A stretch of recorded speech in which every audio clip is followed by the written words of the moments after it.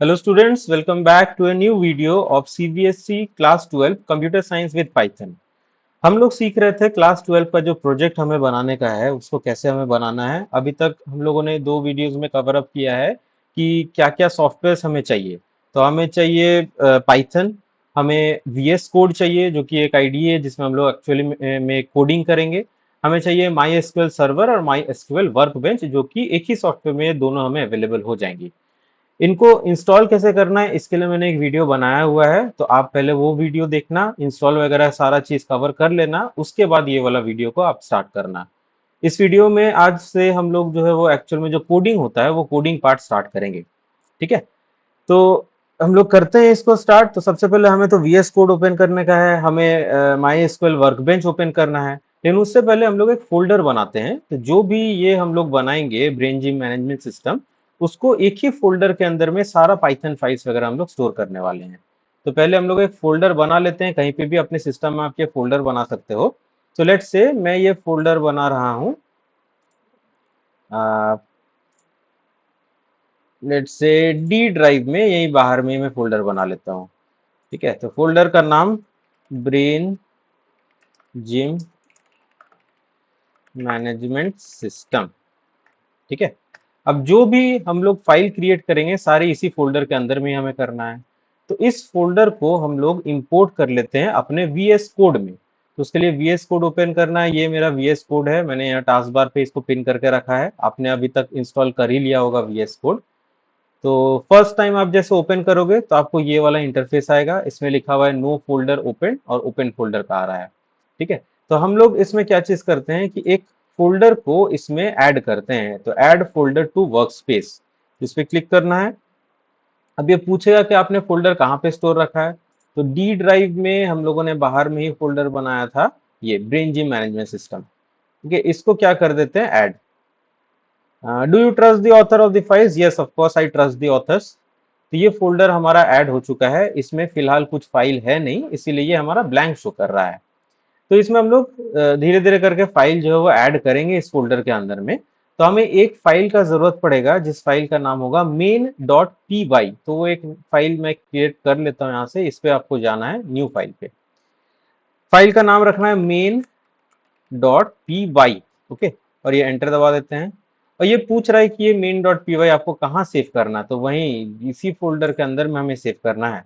जितने भी हम लोग क्रिएट करेंगे सारे एक ही फोल्डर के अंदर में हमें रखना है। तो ये क्रिएट फाइल कर देते हैं। चलो, ये हमारा ओपन हो चुका है। फिलहाल इसमें कोडिंग हम लोग नहीं करेंगे, हमें पहले तो डेटाबेस क्रिएट करना होगा। उस डेटाबेस में कौन कौन से फील्ड्स हमारे होंगे, जैसे admission number, student name, father's name, ये सारा चीज हमें करना होगा। तो उसके लिए हमें माई एसक्यूएल वर्कबेंच ओपन करना है।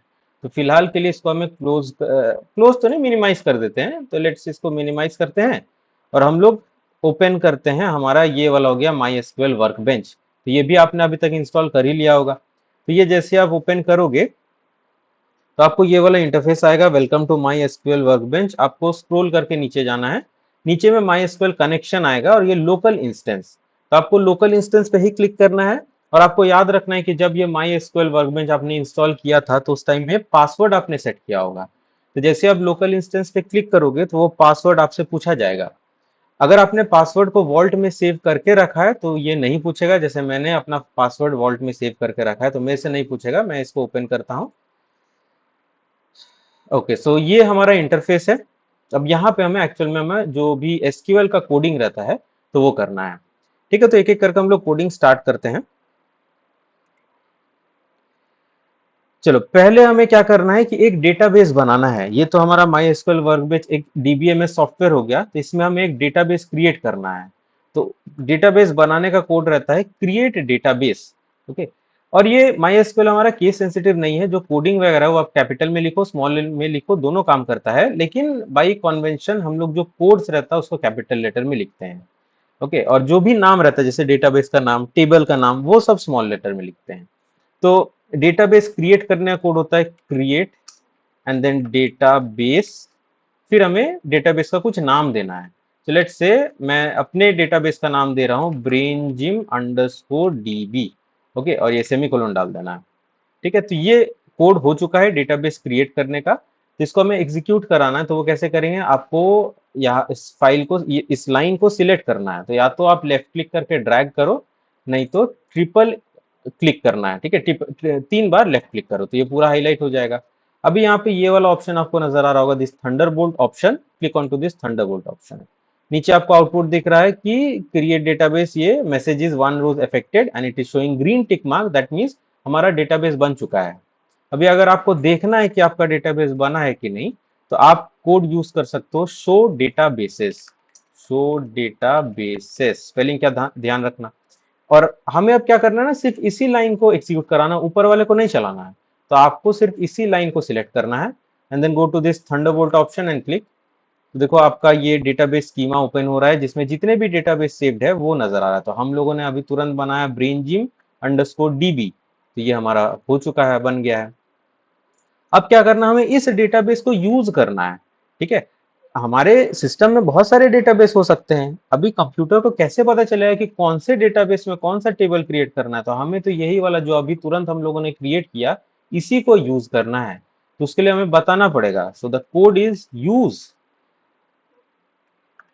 एंड डेटाबेस का नाम। तो डेटाबेस का नाम हमारा क्या था, braingym_db, और सेमीकोलन डालना है। हमें एग्जीक्यूट कराना है सिर्फ इसी लाइन को, तो triple click and then this thunderbolt option. तो ये यूज ब्रेन जिम, यहाँ पे ग्रीन टिक हो गया, मतलब हमारा जो है वो ये ब्रेन जिम के अंदर हम लोग घुस चुके हैं, यानी कि इस डेटाबेस के अंदर में हम लोग घुस चुके हैं। अभी इस डेटाबेस के अंदर में हमें टेबल क्रिएट करना है। Now what is table? Table is the collection of data in the form of row and column.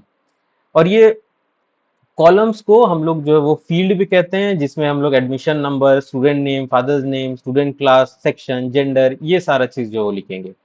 ठीक है, तो टेबल बनाने का कोड हम लोग लिखते हैं। टेबल बनाने का कोड होता है क्रिएट टेबल, क्रिएट टेबल, और टेबल का नाम। तो टेबल का नाम आप अपने इच्छा से कुछ भी दे सकते हो, मैं अपने टेबल का नाम स्टूडेंट दे रहा हूँ। ठीक है, and then go to the next line, open round bracket. अब इसके अंदर में हम लोग अलग अलग फील्ड का नाम देते हैं। तो पहला फील्ड हमारा क्या होगा, एडमिशन नंबर, admission_no।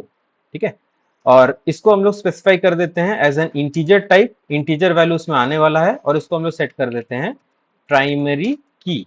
अब प्राइमरी क्या होता है, दिस प्राइमरी की क्या होता है, this is a unique value, जो कि यानी कि एडमिशन नंबर जो है वो यूनिक वैल्यू ही एक्सेप्ट करेगा, रिपीटेड वैल्यू एक्सेप्ट नहीं करेगा।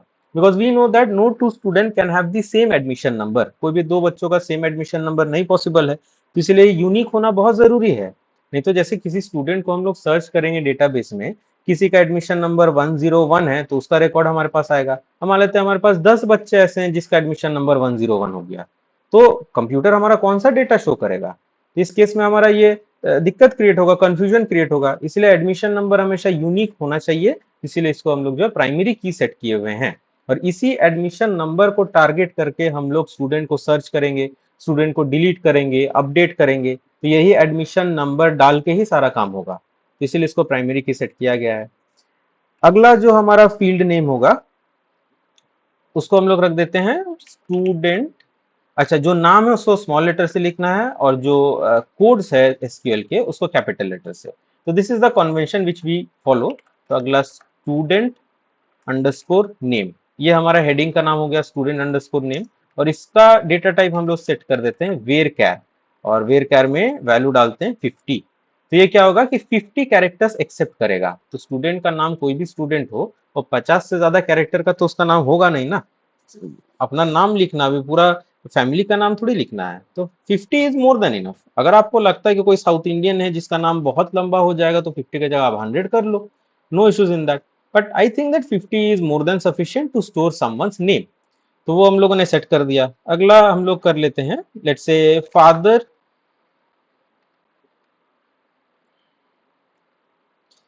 Father name. ठीक है, फादर नेम को हम लोग कर देते हैं ये वही वही वेर कैर, और किसी के फादर का नाम 50 कैरेक्टर से ज्यादा तो होने वाला नहीं है। नेक्स्ट लेट्स से student class, student underscore class, और इसको भी हम लोग वेर कैर कर देते हैं, और इसमें 10 डाल देते हैं। मतलब जो भी स्टूडेंट होगा वो जो भी क्लास बताएगा तो वो 10 कैरेक्टर से ज्यादा का तो होगा नहीं। सेक्शन कर लेते हैं, सेक्शन, और इसको कर लेते हैं वेर कैर और सेक्शन को कर लेते हैं 5, क्योंकि इसमें 5 से ज्यादा डेटा क्या ही आ सकता है। सेक्शन ए हो सकता है, सेक्शन बी होगा, सी होगा। अभी किसी का सेक्शन जो है 5 कैरेक्टर से ज्यादा तो हो ही नहीं सकता, होगा तो ऐसे एक ही कैरेक्टर। लेकिन हम लोग सेफ साइड रहने के लिए 5 डाल दे रहे हैं, ताकि कोई अगर गलती से थोड़ा एक्स्ट्रा भी डाल दे तो कुछ एरर ना आए। सेक्शन के बाद हम लोग कर लेते हैं जेंडर। जेंडर में हम लोग ये भी वेरकैर सेट कर लेते हैं, जिसमें डाल देते हैं लेट्स से 10। जेंडर या तो बच्चा एम होगा यानी कि मेल, या तो एफ होगी यानी कि फीमेल। अब कोई बच्चा अगर MALE पूरा स्पेलिंग लिख दे, तो क्योंकि हम लोगों ने 10 स्पेसिफाई किया है, तो MALE यानी कि 4 अल्फाबेट, तो 10 के अंदर में ही तो आता है, तो वो एरर शो नहीं करेगा हमारा। तो इसीलिए हम लोग सेफ साइड रहने के लिए थोड़ा थोड़ा ज्यादा ही मेमोरी कैपेसिटी उसको सेट कर रहे हैं। ठीक है, नेक्स्ट जेंडर के बाद मोबाइल हम लोग करते हैं। तो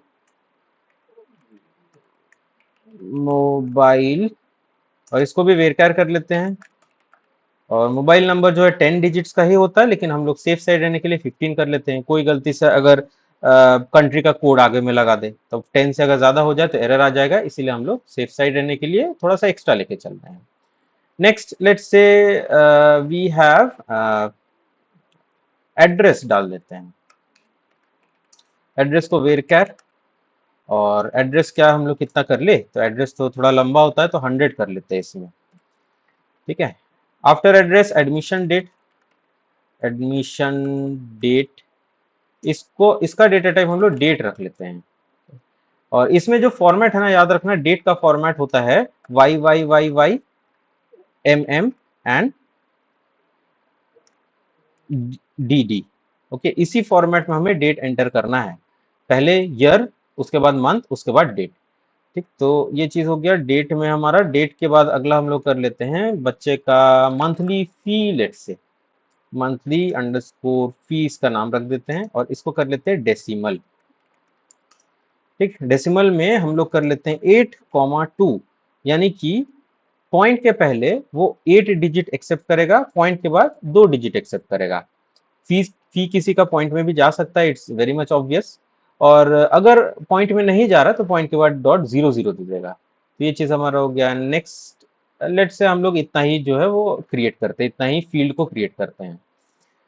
अब हमें क्या करना है, तो यहाँ पे ये स्टूडेंट टेबल को ओपन करवाया था, अभी यहाँ पे नीचे में ना स्टूडेंट टेबल को हम लोग क्लोज कर लेते हैं, and then don't forget this semicolon.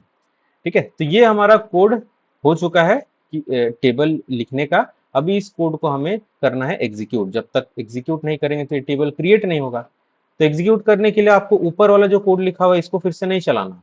आप जो जिसको एग्जीक्यूट करना चाहते हो उसको आपको सिलेक्ट करना होगा। तो ये हम लोगों ने सिलेक्ट कर लिया है। अब ये वाला Thunderbolt button, okay, so green tick, that means हमारा टेबल बन के तैयार हो चुका है और कोई एरर वगैरह नहीं आया है। ठीक है, अगर आपको देखना है इस टेबल को तो आप कर सकते हो लेट्स से शो, और टेबल का नाम हमारा क्या था, स्टूडेंट था। Show student semicolon. अब इसको चलाते हैं हम लोग। Okay, now it is showing an error. Okay, and you have an error in your SQL syntax. Check the manual that corresponds to MySQL server. Okay, तो ये हमारा एरर इसीलिए आ रहा है क्योंकि यहाँ पे शो के बाद टेबल लगता है, शो टेबल स्टूडेंट। अब इसको हम लोग चला के देखते हैं। Why it is showing this error? You have an SQL syntax. अच्छा, लेट मी चेक इसमें क्या हमारा प्रॉब्लम हो रहा है। Show table, okay, so error ये था कि show tables, this is the actual code. हमें क्या करना है, शो टेबल्स करना है। तो इसको अगर हम लोग चलाएं तो ये हमारा जो टेबल जो बन के तैयार हो गया, tables in brain gym underscore DB, वो हमारा शो कर रहा है। तो स्टूडेंट नाम का एक टेबल हमारा बन चुका है। ठीक है, अभी अगर आपको इसका स्कीमा देखना है, स्कीमा का मतलब होता है कि इस टेबल के अंदर में क्या क्या है। जैसे हमारा एडमिशन नंबर है, स्टूडेंट नेम है, फादर नेम है, तो उसका हम लोग कोड करते हैं। चलो, इसका कोड हमारा है DESC, that stands for describe. और जो भी टेबल का नाम है, टेबल का नाम हमारा क्या है, स्टूडेंट, सेमीकोलन। अभी इसको हम लोग चलाते हैं तो ये हमारा थंडरबोल्ट ऑप्शन। अच्छा देखो, अब यहाँ पे हमारा स्कीमा शो कर रहा है, दैट मीन्स इस टेबल में क्या है नहीं है। जैसे हमारा इस टेबल में एडमिशन नंबर है, जिसका टाइप इंटीजर है और ये प्राइमरी की सेट किया हुआ है, student name, father name, student class section, और ये सारा मोबाइल एड्रेस, मंथली फी, तो ये सारा हमारा जो शो कर रहा है। ठीक है, तो ये हमारा हो चुका है, टेबल बन के हमारा तैयार हो गया है। अब हमें ये माई एसक्यूएल वर्कबेंच का काम नहीं है, अब हमें जो है वो वीएस कोड ओपन करके उसमें एक्चुअल कोडिंग जो है वो करना होगा। मतलब हमें पाइथन से इस डेटाबेस को कनेक्ट करवाना होगा यूजिंग सम कोड्स। तो वो कोड हम लोग नेक्स्ट वीडियो में देखेंगे। तो इसमें हम लोगों ने अभी तक ये सीखा कि हम लोग डेटाबेस कैसे क्रिएट करते हैं, डेटाबेस के अंदर टेबल कैसे क्रिएट करते हैं। तो ये दो चीज हम लोगों ने सीखा है, and I would suggest you कि आप ये वीडियो देख के साथ ही साथ प्रैक्टिस करना, फॉलो करना। नहीं तो सिर्फ देख के रख दोगे तो फिर आपका प्रोजेक्ट नहीं बन पाएगा। ठीक है, तो ये देख के साथ ही साथ आप भी कोड करना और इसको रन करके चला के देखना। And if you are having any doubt, anything you want to share, you can just write it down in the comment box. Okay, so will meet in the next video, जिसमें हम लोग actually में VS code में जो है typing start करेंगे। So let's stop this video here only.